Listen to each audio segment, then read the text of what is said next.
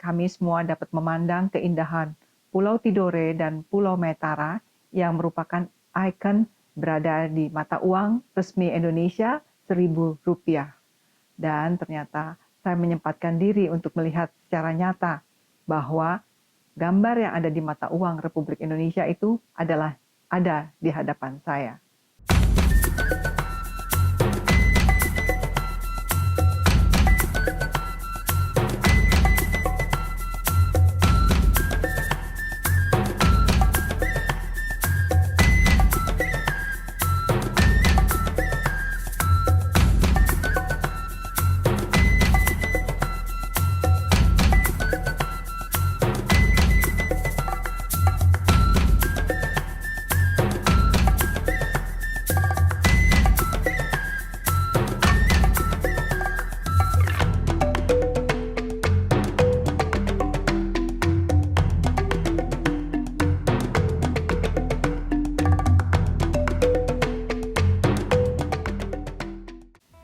Assalamualaikum warahmatullahi wabarakatuh.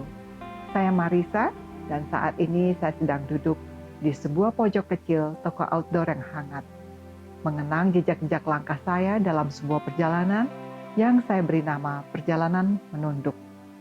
Bukan karena saya lelah atau kalah, tapi karena saya ingin belajar rendah hati dari jalanan-jalanan asing yang tidak pernah menyuruh siapapun untuk sombong.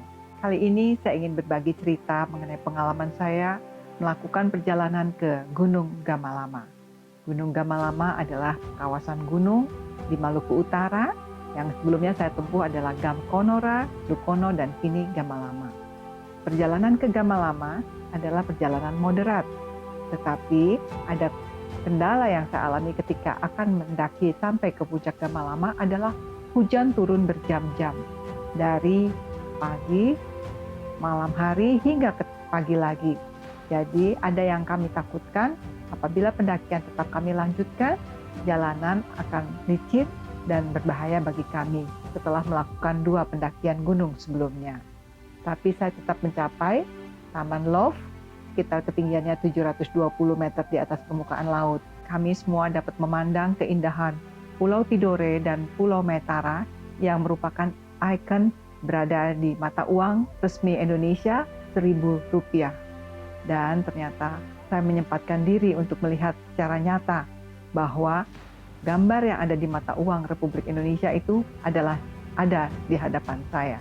Perjalanan menembus hutan-hutan dan gunung-gunung di Maluku Utara adalah perjalanan dengan bebauan atau aroma eksotis dari rempah-rempah yang mendunia, cengkeh, pala, kopra, dan lain-lain.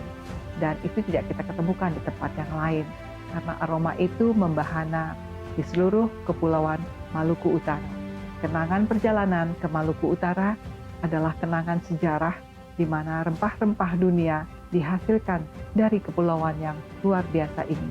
Walaupun dalam perjalanan kali ini saya belum sampai mencapai puncak Gunung Gamalama yang ketinggiannya adalah 1.715 meter di atas permukaan laut, tapi makna dan kenangan sejarah yang ada di Kepulauan Ternate dan terutama di Gunung Gamalama adalah kenangan akan sejarah betapa harta karun dari kepulauan ini benar-benar menjadi fokus dunia untuk menemukan sesuatu yang berharga yang ada di Indonesia.